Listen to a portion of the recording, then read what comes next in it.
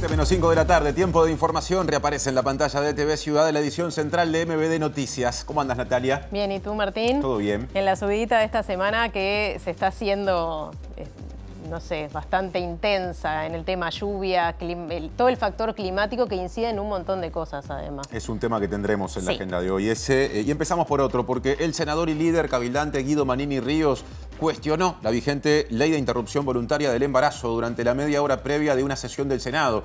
Dijo que atención en nuestro país, que en Uruguay se está naturalizando terminar con la vida de miles de seres humanos al año y relacionó esta situación a los problemas demográficos. Sus dichos motivaron respuestas desde la academia. El experto en población de la Facultad de Ciencias Sociales de la Universidad de la República, Ignacio Pardo, señaló que las afirmaciones de Manini Ríos no se ajustan a casi ningún dato y aseguró que los datos muestran menos embarazos, pero no más abortos. Una cosa no es igual a la otra, en un rato tendremos esas dos miradas, pero habrá más. Repasamos los titulares.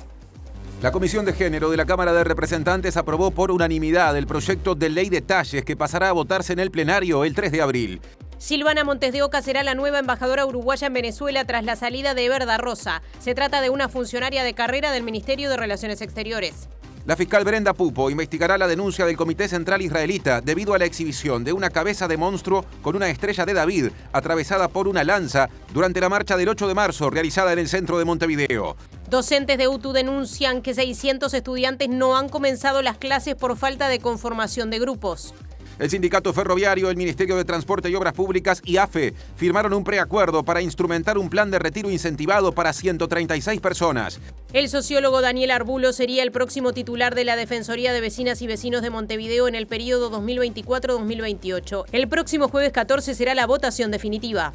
Más de 16.000 mujeres se inscribieron en el programa sociolaboral Barrido Inclusivo de la Intendencia de Montevideo, que empleará a 100 mujeres de contexto vulnerable durante 9 meses. El gobierno de Venezuela reiteró que vetará su espacio aéreo a Argentina hasta que compense los daños causados por la incautación de un avión de la compañía estatal Conviasa. El Consejo de Seguridad de la ONU expresó su preocupación por la espiral de violencia que se vive en Haití e instó a todas las partes a restaurar las instituciones democráticas.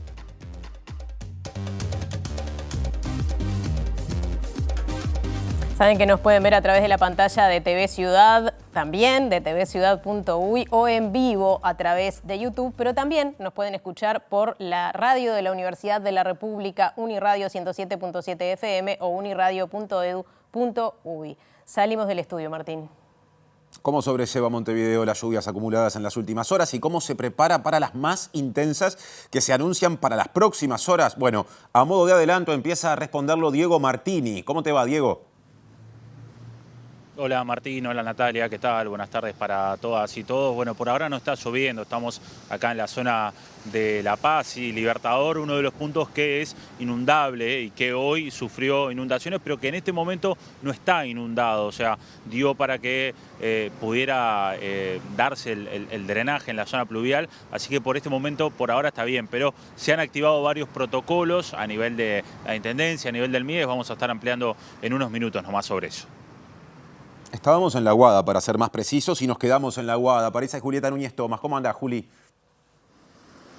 ¿Cómo estás, Martín, Natalia? Muy buenas tardes. Les comentamos que en esta jornada, la Comisión de Equidad y Género de la Cámara de Diputados aprobó la ley de talles, así que se va a estar votando en el plenario de diputados el 3 de abril. Esta ley que no tiene obligación de generar talles en las medidas de los extremos para las tiendas, pero sí tiene beneficios tributarios y también de publicidad e incluye también un estudio antropométrico de la población uruguaya cada 10 años. Vamos a estar hablando con el diputado del Partido Colorado, Walter Servini, que fue quien impulsó esta iniciativa. Otro adelanto desde el Parlamento. El Frente Amplio presentó un proyecto de ley para bajar el monto mínimo para realizar los controles de dinero, con el objetivo de prevenir el lavado de activos, mínimo que actualmente supera los $100.000. El senador nacionalista Sergio Botana se opuso a este cambio, mientras que la senadora Frente Amplista Amanda de la Ventura lo defendió. Para nosotros debe en realidad bajarse bastante más esa franja si nos interesa que los activos no se laven. El Frente Amplio siempre está obsesionado en controlar a los buenos y dejar pasar a los malos. $100.000 es el precio de una casa humilde. Antel Empresas. ¿Tenés Antel? Tenés un socio para hacer crecer tu negocio. Bien, Diego Martini, nos decías que no está lloviendo en este momento, pero ¿cuál es la situación climática en Montevideo? Bien, no está lloviendo ahora en este momento, pero hay mucho viento por acá y obviamente está previsto que siga lloviendo. De hecho, la actualización de Inumet, que debería estar por darse ahora, porque la alerta naranja y amarilla que estamos viviendo rige hasta ahora, hasta las 19, acaba de publicarlo recién Inumet y estamos en zona de alerta amarilla. Ahora, alerta naranja y amarilla por tormentas fuertes intensas, que se va a actualizar a las 21 horas, pero ya Montevideo no está con alerta naranja, simplemente con alerta amarilla. La alerta naranja rige para parte de La Valleja y parte de 33 y algún tramo de Rocha, así que digamos que estas lluvias y tormentas fuertes en su intensidad por ahora van a cesar. Lo cierto es que se prevé que siga lloviendo en estos días y los meteorólogos estiman que la mayor cantidad de lluvia se dé mañana. Entonces también se han activado varios protocolos por parte de la Intendencia, como es la limpieza en alcantarillas para evitar inundaciones que obviamente se dieron en la jornada de hoy, y esto tiene que ver por la cantidad de agua acumulada en tan poco tiempo. De hecho, estamos acá en La Paz y Libertador aproximadamente, que es una de las zonas inundables y que hoy se inundó y generó algunas consecuencias para quienes estaban por acá o para quienes habían estacionado. Bueno, ahora ya no está inundado acá, o sea, con el pasar de las horas y con la baja de la lluvia que se ha dado, logró a poder irse ese caudal de agua que había. Acá recordemos que hay una zona también con un alcantarillado especial que se ha hecho, pero que a veces se sobrepasa y por eso se termina inundando.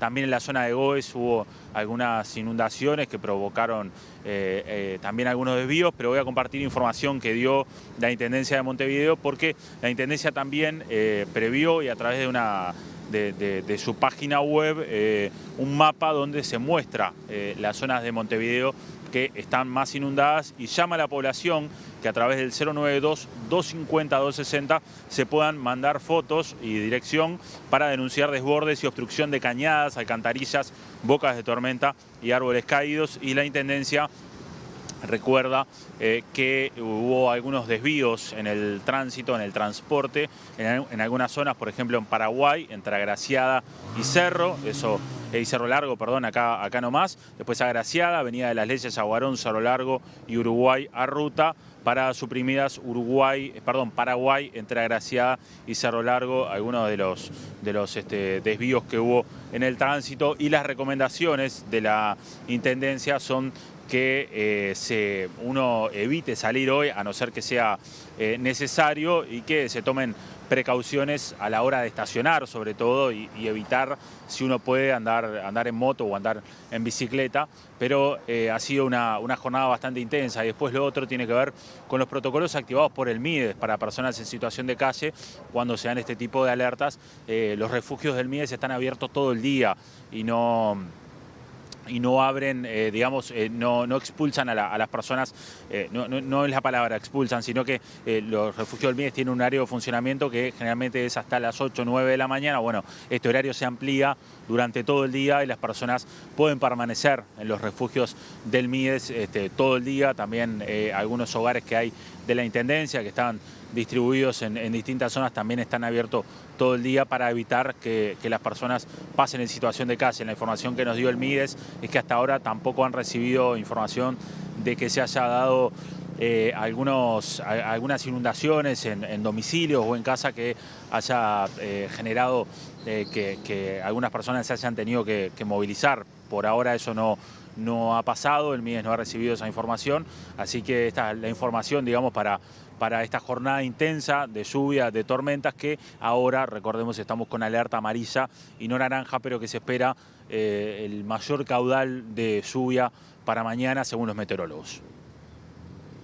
presentó Antel Empresas. ¿Tenés Antel? Tenés un socio para hacer crecer tu negocio. Ahora cambiamos de tema, porque las asociaciones de jueces y juezas y de fiscales repudiaron una situación ocurrida en el departamento de Artigas, donde un juez se refirió de forma peyorativa a una fiscal que se estaba extrayendo leche por estar en periodo de lactancia. Ambos gremios reclaman que se extienda la licencia maternal en estos ámbitos. El hecho ocurrió durante una audiencia por trata de personas en el departamento de Artigas que llevaba más de 12 horas. En determinado momento en el que se quería postergar la audiencia, el juez Javier López preguntó por la ausencia de la fiscal Sabrina Mazzaferro. Su adscripto le informó al juez que estaba ordeñándose por estar en periodo de lactancia, a lo que el juez respondió: no me importa que le exploten las tetas. Totalmente repudiable respecto de la situación de la colega, y es eso lo que nosotros rechazamos y repudiamos. Por otro lado, esto pone de manifiesto una situación muy significativa de la necesidad de regular el tema de la licencia maternal para las funcionarias fiscales. Pensemos que 8 de cada 10 fiscales en Uruguay son mujeres. Esta es una problemática que se arrastra de hace mucho tiempo. Nosotros hace 3 años que venimos pidiendo a nuestra jerarquía que regule esta situación, no hemos tenido respuesta. Esperemos que en lo que respecta a nuestra institución, esta situación dé pie a una regulación adecuada. La Administración ya procedió a pedir informes en lo que tiene que ver con la investigación administrativa de estas circunstancias. Así que eso como primera cosa, ¿no? Repudiar cualquier hecho que pueda significar violencia de género, y nosotros estamos comprometidos con la erradicación de lo que es esta problemática social tan grave.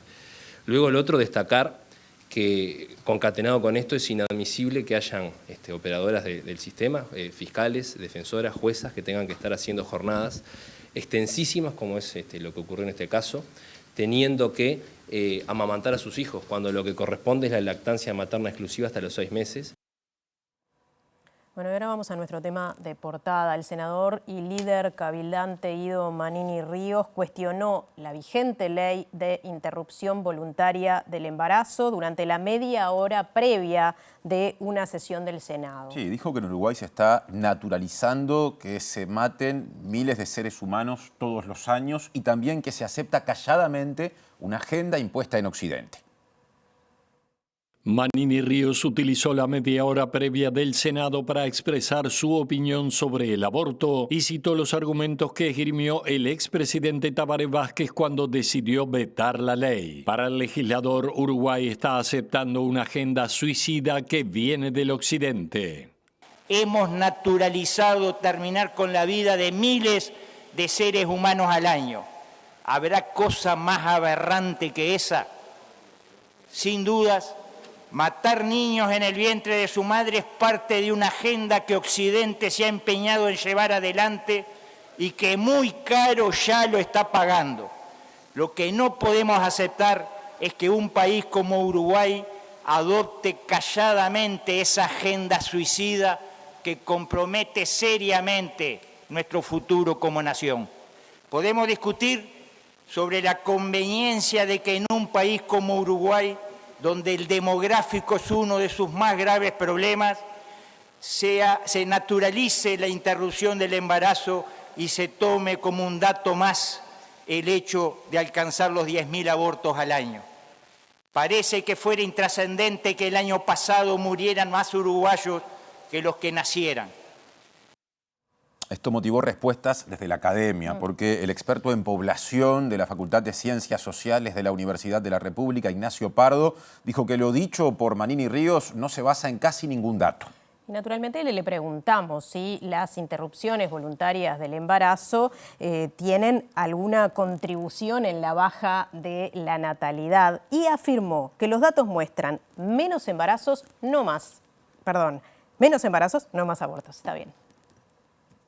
Todos los datos que tenemos sugieren más bien lo contrario. En principio, la natalidad cayó muy espectacularmente en los últimos 6 años, mientras la cantidad de abortos que están registrados en el contexto de la ley de IBES se mantuvo no muy distinto año tras año, arriba de los 10.000 aproximadamente. Entonces, bueno, si bien siempre son temas interesantes para analizar, en principio todo indicaría que lo que hubo fueron menos embarazos y no más abortos. Si uno dijera que los abortos que tienen lugar en un año podrían ser nacimientos, creo que también hay algo conceptualmente difícil de defender, ¿no? Porque uno tendría que abonarse un poco a la idea de que nacimientos que no son deseados por los padres tendrían que suceder, y uno, bueno, más bien la óptica mayoritaria de los derechos reproductivos de las personas tiende a decir lo opuesto, ¿no? Que lo deseable es que haya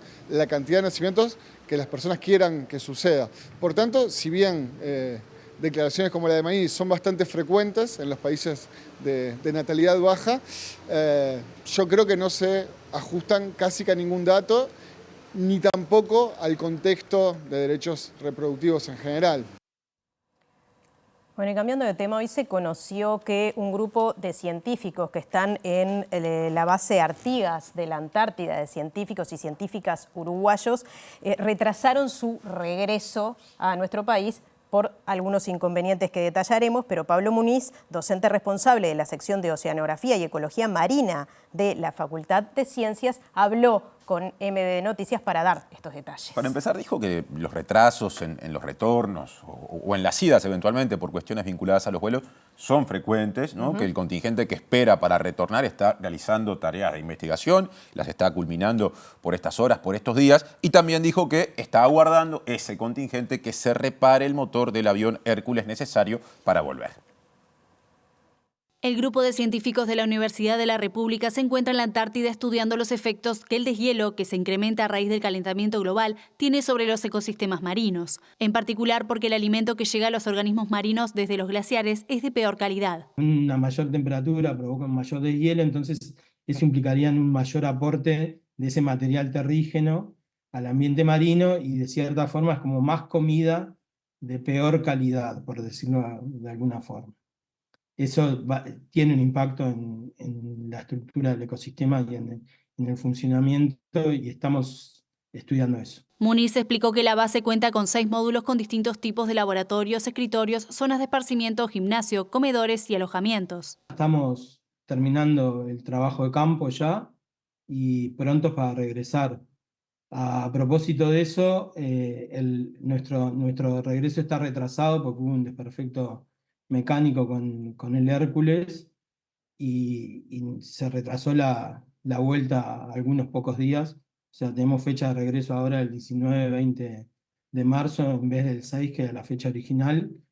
Es una situación no deseada, pero para nada extraña, ni límite, ni nada que se le parezca. Para finalizar, aclaró trascendidos de prensa que surgieron en la jornada de hoy y descartó estar varados. Yo no escribí ninguna carta en nombre ni de mí ni de ninguno de mis compañeros que están acá en este momento en la base, y tampoco tuve ningún contacto ni telefónico ni nada con el periodista al cual Montevideo Portal le atribuye haber leído esa carta, que es Preve.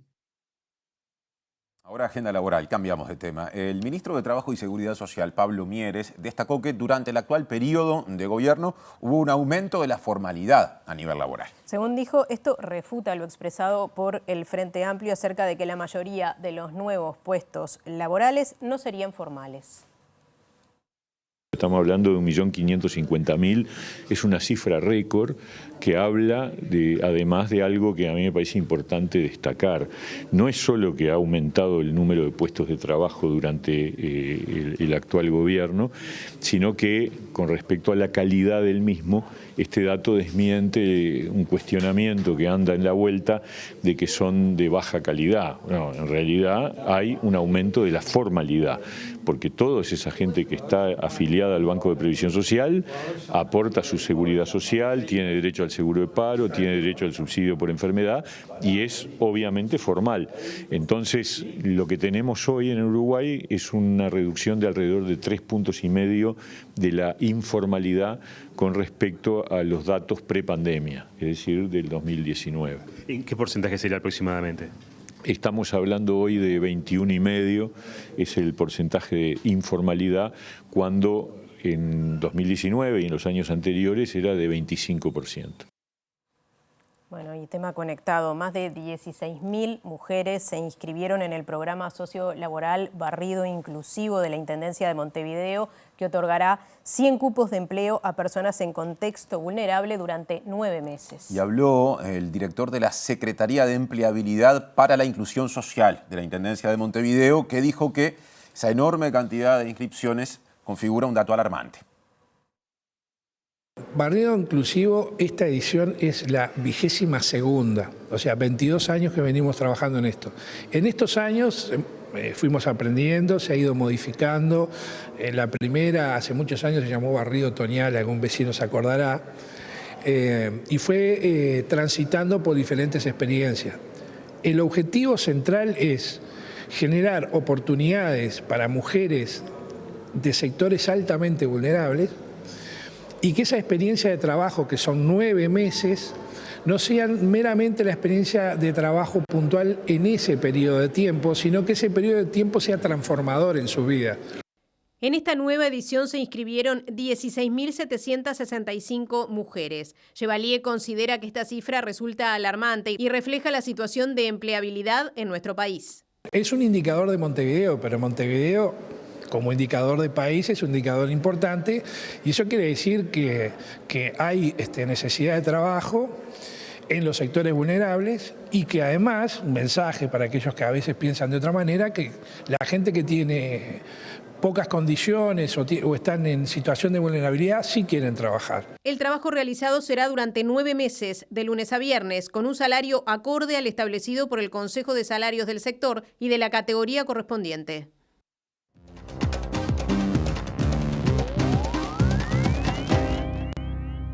¿Qué pasa con la distribución del ingreso en Uruguay? ¿Qué pasa con la distribución del ingreso en Uruguay en comparación con lo que ocurre en otros países de la región? Es tema de la columna de análisis económico de esta semana con Germán de Agosto. ¿Cómo te va, Germán? ¿Cómo andas, Tincho? ¿Todo bien? Todo bien. Sí, vamos a hablar de distribución del ingreso porque justamente tenemos un sitio nuevo que se llama distribuciones.info, que es un sitio bastante amistoso que reúne muchísima información sobre impuestos, transferencias y naturalmente la distribución que surge. Es un proyecto liderado por Mauricio de Rosa, un economista uruguayo que se dedica justamente a estos temas, y otro conjunto de académicos que de alguna manera nos permiten bucear en temas que son más difíciles porque la información es más elusiva. ¿Sí? Que el sitio sea amistoso no quiere decir que los datos nos generen alegría necesariamente. Tal cual, son fáciles de visualizar y hay mucha información rica, bien presentada, pero no quiere decir que esté plasmando una realidad con la cual nos sintamos cómodos. ¿Sí? En particular, acá lo que tenemos es la versión comparada de la distribución del ingreso, y acá lo que tenemos es como la última etapa de la distribución del ingreso. Es decir, acá tenemos los ingresos que surgen del mercado, y luego el rol que juega, por un lado, los impuestos y por otro lado las transferencias. Transferencias monetarias y transferencias en especie, es decir, gasto en salud o gasto en educación. Acá en esta foto tenemos todo eso metido ya. Es decir, un aspecto redistributivo de lo que surge de la distribución del mercado. ¿Sí? Lo que vemos es algo que sabemos. Uruguay es el país menos desigual de la región más desigual del mundo. América Latina. América Latina. ¿Sí? Entonces, lo que vemos en verde es el porcentaje del ingreso que se apropia del 50% más pobre de la población. Dicho para Uruguay, ¿sí? El 50% de menores ingresos se concentra el 21% del ingreso total. ¿Sí? Arriba, en el otro color, lo que tenemos es cuánto concentra el 10% más rico. En Uruguay, el 10% más rico concentra el 38% justamente del ingreso total. Es decir, ahí tenemos como las dos colas, la mitad más pobre y el 10% más rico. ¿Sí? Naturalmente, fíjate lo que es el caso de México.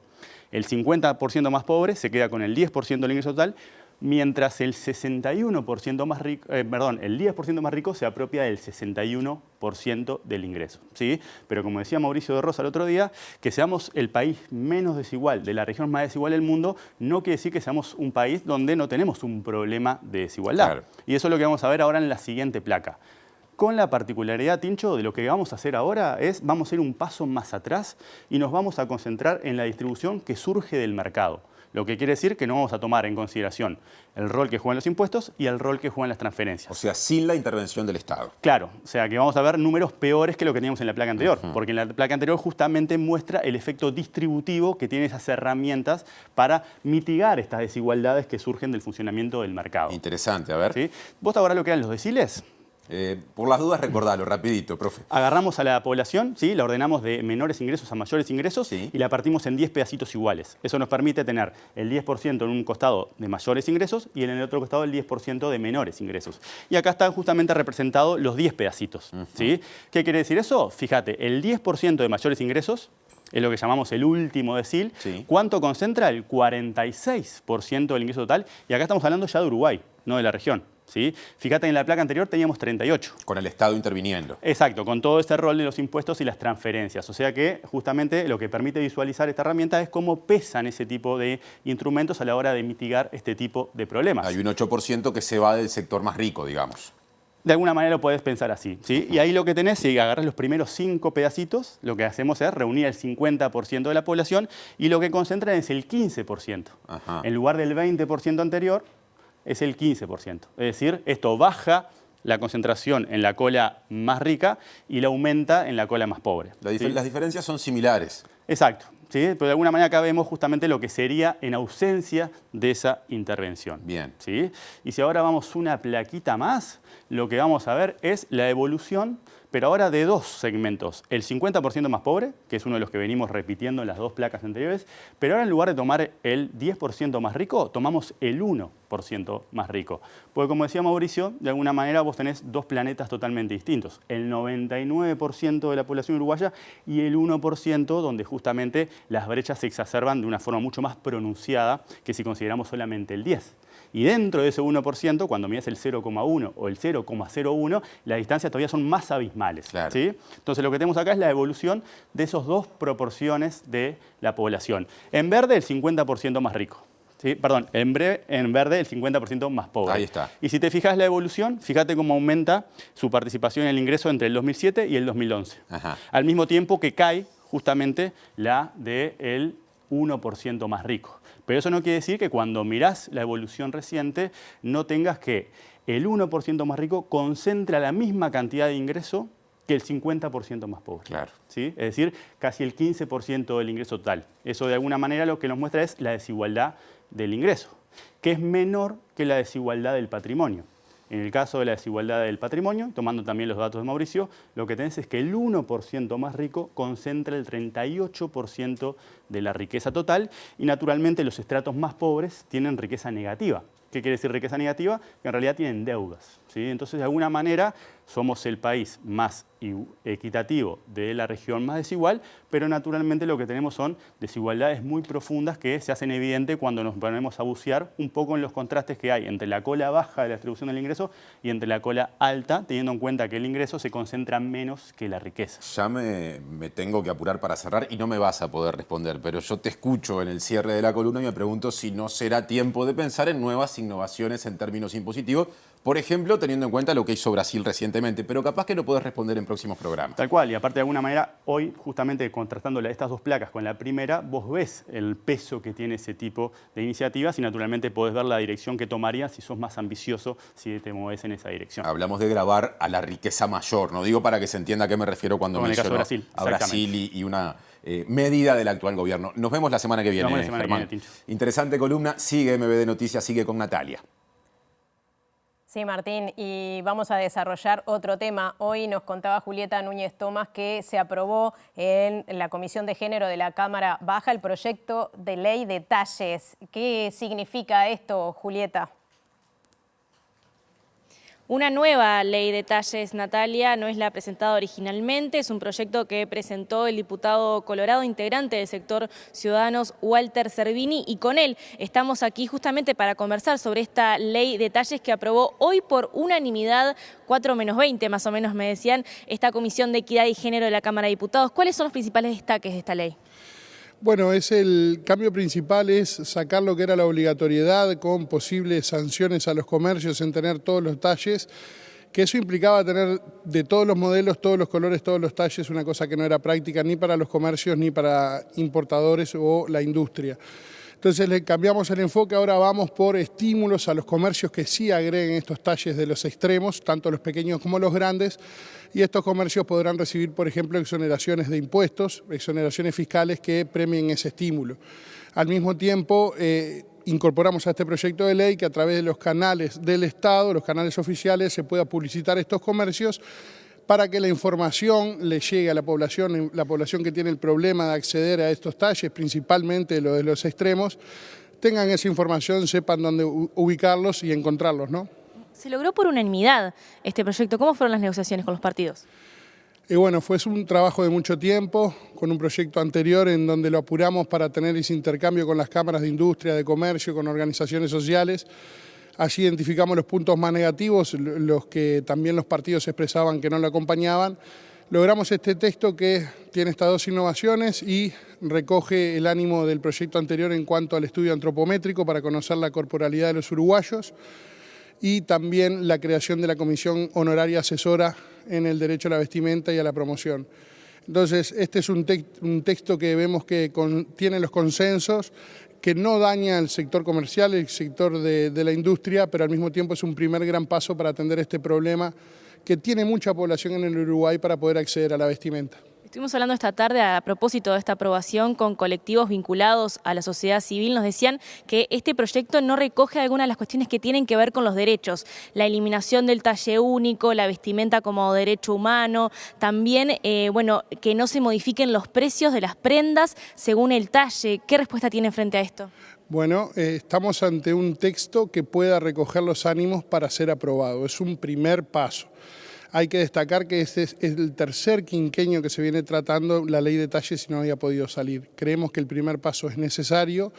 Lo del precio de las prendas está contemplado porque hablamos de una equiparación en lo que es el costo-venta y es el texto que se pudo trabajar para salir. Nosotros creemos que lo principal que tenemos que tratar de atender es el derecho a la gente de conseguir las prendas. Y si no tenemos una ley que empiece a empujar y empiece a atender esa necesidad, cada vez vamos a seguir estando más lejos. Es un primer paso, va a incentivar a los comercios a tener los talles y a la población con problemas en acceder a ellos a tener la información para encontrarlos. Y te consulto, esto pasa el 3 de abril a la Cámara de Diputados, ya se ha negociado, me imagino, ¿qué es lo que se puede esperar de esa discusión? Bueno, salió votado por unanimidad, como bien lo decías vos, en la Comisión de Género, con votos del Partido Nacional, del Cabildo Abierto, del Frente Amplio y por supuesto que los del Partido Colorado. Ahora resta que el 3 de abril lo tratemos en el plenario de la Cámara de Diputados y allí todos los diputados que integramos el cuerpo se expresen. Creemos que este texto va a juntar las voluntades para ser aprobado y ya tenemos comunicaciones con la vicepresidenta de la República, Beatriz Argimón, para que una vez el proyecto salga de diputados sea tratado rápidamente en el Senado. Le agradecemos al diputado Servini, ya lo escuchaban, el 3 de abril va a estar siendo votado en el plenario de la Cámara de Diputados esta nueva ley de talles que salió con unanimidad de la Comisión de Equidad y Género. Bien, otro asunto. La fiscal de flagrancia Brenda Pupo tomó la denuncia del Comité Central Israelita por la exhibición de una cabeza de monstruo con una estrella de David atravesada por una lanza, hecho que sucedió durante la marcha del 8 de marzo por el Día Internacional de las Mujeres. Desde el Comité Central Israelita está nuestro compañero Martín Duarte. Adelante, Martín. Sí, en este caso, gracias Natalia, para hablar con el presidente del Comité Central Israelita, Roby Schindler, para conocer un poco las características y la información que se recopiló también a la hora de la presentación de esta denuncia que ustedes señalaban en Fiscalía. Bueno, Roby, gracias por estos minutos en primer lugar. ¿Cuáles fueron las cosas que se evaluó desde el comité a nivel de recopilación de información justamente para esta presentación de la denuncia que fue en la jornada de ayer ante Fiscalía por los hechos sucedidos en la marcha del 8M? Bueno, básicamente lo que motivó que el Comité Central se reuniera poco menos que de urgencia fueron las imágenes que fueron ganando los teléfonos. Hoy en día las noticias se mueven así. Yo en lo personal tenía un compromiso, no participé de la marcha, pero cuando recibí las imágenes, tanto fotografías como video, tal vez la primera impresión fue de indignación, pero inmediatamente se tiñó de dolor y entendimos que no podíamos permanecer callados de brazos cruzados frente a una manifestación tan agresiva de odio. Nosotros entendemos que estas manifestaciones de odio no sabemos qué puede producir en qué cabecita, y no queremos que se repita lo que justamente un 8 de marzo ocurrió 8 años atrás, cuando un ciudadano de Paysandú, David Fremd, fue asesinado por el solo hecho de ser judío. ¿Quién sabe qué cosa escuchó ese maestro de escuela, quien al grito de Alá es grande mató a una persona por el solo hecho de ser judío? Entendemos que ese tipo de manifestaciones de odio que incitan a la violencia no podemos naturalizarlas en Uruguay. Yo tengo 63 años y crecí y me eduqué en un país de respeto, un país que es faro para la región y el mundo, y no podemos naturalizar este tipo de hechos. De hecho, esta serie de hechos vienen siendo constatados por parte del comité a otro nivel a partir del 7 de octubre. Eso por un lado, y de alguna forma, ¿qué es lo que busca el comité con esta presentación? O sea, por ahí no dejar pasar desapercibido lo que fue este hecho. Exactamente. Acá no hay ni una procura de un resarcimiento económico y no hay nada por detrás que no sea la de simplemente marcar que no podemos convertirnos en una sociedad en la que este tipo de manifestación con expresiones de odio se vuelva algo normal. Tenemos que ser vigías de una sana convivencia. El Comité Central tiene entre sus principales cometidos la lucha contra el antisemitismo, pero también contra toda otra forma de discriminación, de manera que nosotros estamos alertas ante hechos del estilo. Hace muy poco tiempo atrás fuimos nosotros quienes alertamos a la Comisión Honoraria contra el Racismo, la Xenofobia y toda otra forma de discriminación por una suástica, un símbolo nazi, pero que no estaba dirigido a la población judía, al colectivo judío, sino a la población LGTB en el IVO, en el Instituto Valle Ordóñez. Nosotros estamos alertas frente a cualquier tipo de desmán que ocurra en la sociedad y lo denunciamos. En muchos casos no es en Fiscalía, en muchos casos es ante la Intendencia Municipal de Montevideo o la Intendencia de Canelones, quienes rápidamente actúan despintando aquellos elementos de odio que aparecen demasiado en la ciudad de Montevideo y también en el departamento de Canelones, especialmente a partir del 7 de octubre.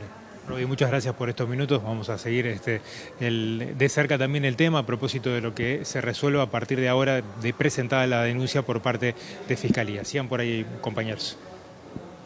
Gracias, Martín y equipo. Y seguimos en tema, porque hoy el Senado repudió el antisemitismo durante una sesión en la que se analizó lo ocurrido justamente con esa cabeza que se exhibió en la marcha del pasado 8 de marzo. Oficialismo y oposición aprobaron la mayoría de la declaración, pero el Frente Amplio no apoyó un pasaje que pide la persecución penal de este tipo de hechos. Lo que pretendemos es que el Senado de la República, una de las expresiones más amplias de la democracia uruguaya, sin peros, sin limar la condena, se exprese por el repudio a estas expresiones y le pida a la justicia que actúe con la celeridad que corresponde cuando hay un delito que fue cometido a ojos de todo el mundo. Y que la institución de derechos humanos, como institución parlamentaria que es, haga un seguimiento expreso de estos episodios. Tras negociaciones entre las bancadas, la moción aprobada expresó el repudio a actos basados en odio, discriminación y antisemitismo. Recordó que el Código Penal prevé sanciones, le pidió que siga el asunto a la Institución Nacional de Derechos Humanos y Defensoría del Pueblo e incluyó el pasaje que pide la persecución penal, que no fue apoyado por la oposición. El fundamento por el cual la bancada del Frente Amplio no acompaña esta frase que pide que sea desglosada a la hora de votarse, es porque entendemos que esto es una tarea específica que hace el sistema de justicia del Uruguay y que por lo tanto el Senado de la República no tiene necesidad ni es conveniente que esté en la moción. Bien, cambiamos de asunto. El presidente del Frente Amplio, Fernando Pereira, dijo que aún no se expresará sobre el fallo del Tribunal de Conducta Política de su partido acerca de las denuncias por acoso y abuso sexual de la diputada suplente Martina Casás contra el diputado titular Gustavo Olmos. Claro, Pereira no hablará hasta tanto el, digamos, plenario nacional del Frente Amplio no analice el fallo, que justamente en términos formales el paso que está aún pendiente, pero dijo que en términos legales Olmos en este momento está habilitado a volver a su banca. El tribunal ha trabajado con seriedad y con responsabilidad durante meses, no solo en este caso, sino en varios. En todos ellos tiene dictámenes, los dictámenes los vamos a analizar el día sábado y a partir de ahí la sociedad uruguaya va a saber qué se definió en cada caso. Y lo vamos a hacer entre los Frente Amplistas, porque este es un tribunal de conducta política del Frente Amplio. No es un tribunal de conducta política de Uruguay, es del Frente Amplio, donde laudan los Frente Amplistas, luego de que un tribunal expresamente conformado para analizarlo y con distintos protocolos, llegan a un fallo. Si nosotros siempre tuviéramos que esperar a que laudara la justicia, entonces el tribunal dejaría de actuar hasta que la justicia laude. Y esto no parece ser procedente en un partido político, donde hay que tomar decisiones. Pero, insisto, dependiendo del caso se puede tomar esa decisión, pero no puede ser una norma que hasta que no haya un fallo judicial no se laude. Puede ser una de las opciones, pero hasta el sábado no lo vamos a saber. ¿Qué opinas sobre esta percepción de poco apoyo por parte de la fuerza política que siente Martina Casás? Bueno, me parece que ha tenido todo el apoyo posible. Después yo no puedo analizar ni conocer las percepciones, pero desde el primer día el Frente Amplio puso todo lo que tenía a disposición. Y precisamente el Frente Amplio ingresó a la Comisión de Constitución y Legislación del Senado un proyecto de ley para incrementar los controles para prevenir el lavado de activos. La iniciativa maneja la posibilidad de controlar las transferencias de montos a partir de los $11.000, ya que desde la aprobación de la LUC los mínimos se elevaron a una cifra superior a los $100.000. Estaba planteado en unos $5.000, hay que hacerlo en unidades indexadas, pero la LUC lo elevó a 100.000 en aquel momento, pero se está hablando de 150.000, o sea, yo manejo dinero en efectivo hasta esa cifra y no tengo que rendir cuentas a nadie, por la modificación que hizo la LUC. Para nosotros debe en realidad bajarse bastante más esa franja si nos interesa que los activos no se laven. El Frente Amplio propone con el proyecto bajar los controles de transferencias a partir de las 7.000 unidades indexadas, unos $11.000. Según el senador Sergio Botana, esos controles afectan a los buenos. El Frente Amplio siempre está obsesionado en controlar a los buenos y dejar pasar a los malos. $100.000 es el precio de una casa humilde. Eso es lo que está habilitado en las transferencias, que se hacen con controles más laxos, no sin controles, sin tanta exigencia de documentos, por supuesto. Estamos hablando de la tranca absoluta de una operación bancaria y para los cuales las personas comunes de trabajo no están preparadas y todo se tranca y la vida se les complica a los buenos.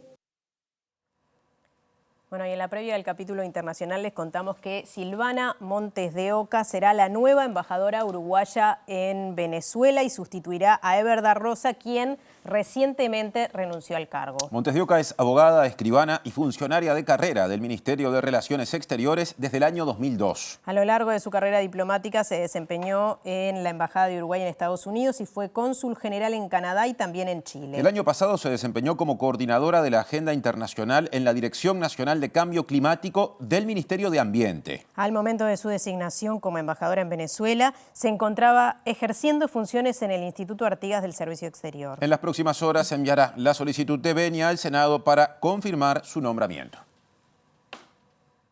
Presenta Mercado Agrícola de Montevideo, en el corazón de un barrio donde late la ciudad.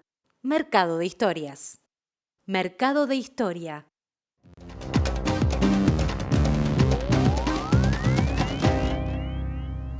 ¿Qué tal? Buenas noches. Abrimos el capítulo internacional hablando precisamente de Venezuela y también de la República Argentina, porque Venezuela le ha prohibido a aviones que procedan o que vayan hacia la República Argentina sobrevolar su espacio aéreo. ¿Por qué? Bueno, esto tiene que ver con aquel avión que quedó retenido en Buenos Aires en el año 2021 de la empresa Entrasur, una filial de la estatal venezolana Conviasa, a la que se había acusado a sus pilotos de pertenecer a la Guardia Revolucionaria iraní. Eran iraníes esos pilotos, quedaron detenidos en la Argentina. Después, posteriormente, como no se pudo comprobar nada, fueron liberados, pero el avión no se lo devolvieron. El avión fue hace pocos días a Estados Unidos, donde fue desguazado. El gobierno de Venezuela dice que esto es parte de la política neonazi del presidente Milei, que le hace los mandados a Estados Unidos, y le ha pedido que la empresa Conviasa, bueno, reciba el dinero que le corresponde por ese avión destruido por Estados Unidos.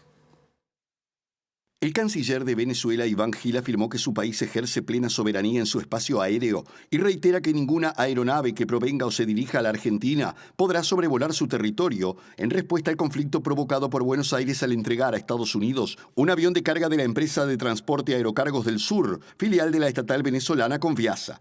El canciller venezolano indicó que la situación actual para Argentina solo podrá cambiar hasta que Entrasur sea debidamente compensada por los daños causados tras las acciones legales realizadas por Buenos Aires, que solo buscan complacer a sus tutores del norte y los Estados Unidos, donde terminó destruido el avión venezolano, y señaló que ahora con sus reclamos el gobierno de Milei pretende desconocer las consecuencias de sus actos de piratería y robo contra Venezuela, calificando a su gobierno de neonazi. El portavoz presidencial argentino Manuel Adorni dijo que el gobierno de Milei emprendió acciones diplomáticas contra Venezuela por la mencionada prohibición aeronáutica que según Argentina causa perjuicio al país porque obliga a las aeronaves a tomar otras rutas cuando los destinos son, por ejemplo, República Dominicana o Nueva York en Estados Unidos. El vocero de Milei agregó que la aeronave estaría vinculada a la Guardia Revolucionaria Islámica de Irán y que Argentina no se va a dejar extorsionar por los amigos del terrorismo, a pesar de que la justicia no pudo comprobar tales acusaciones contra la tripulación de la aeronave y que luego de varios meses detenidos fueron dejados en libertad. El jefe de la diplomacia europea, Josep Borrell, rindió homenaje en el Consejo de Seguridad de la ONU, precisamente en una jornada vinculada a las agencias, tanto al secretario general Antonio Guterres como a la Agencia para los Refugiados Palestinos, cuestionados por el gobierno de Israel en ambos casos. Por un lado, con acusaciones de antisemitismo para el secretario general de la ONU, por otro lado también para esa agencia de estar en connivencia con el grupo Hamas. Lo cierto es que Borrell volvió a abogar por la existencia de dos estados con las garantías del caso y también dijo que la situación de Ucrania y de Gaza deberían utilizarse para ambos casos las mismas palabras.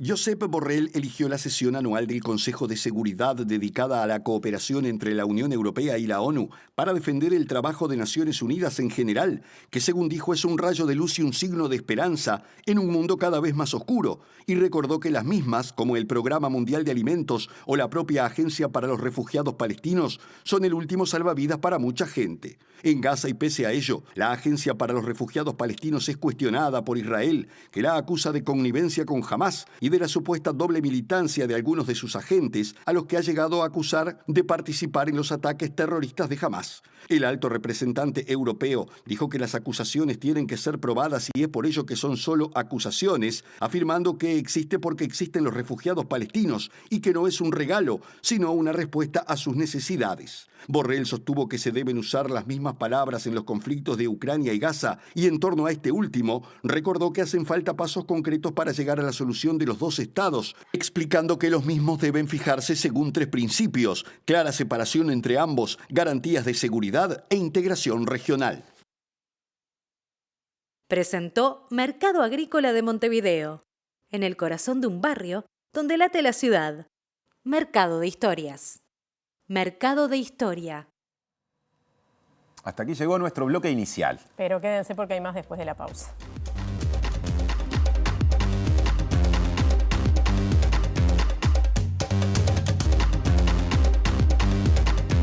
Segundo bloque en MB Noticias. Actualizamos la información disponible con respecto al dengue en Uruguay, ¿no? Aclarando que todavía faltan los datos de esta jornada, ¿no? Pero van a estar de un momento a otro. Lo que se sabía o se sabe hasta ahora es que hay, atención, 4 casos de dengue autóctono, además 50 casos importados y varios que estaban ya en laboratorio siendo analizados por considerarse casos sospechosos. Sí, tanto desde el SINAE como desde el Ministerio de Salud Pública se habló de intensificar la comunicación y la ministra Karina Rando dijo que todos los días habrá una actualización de esos datos.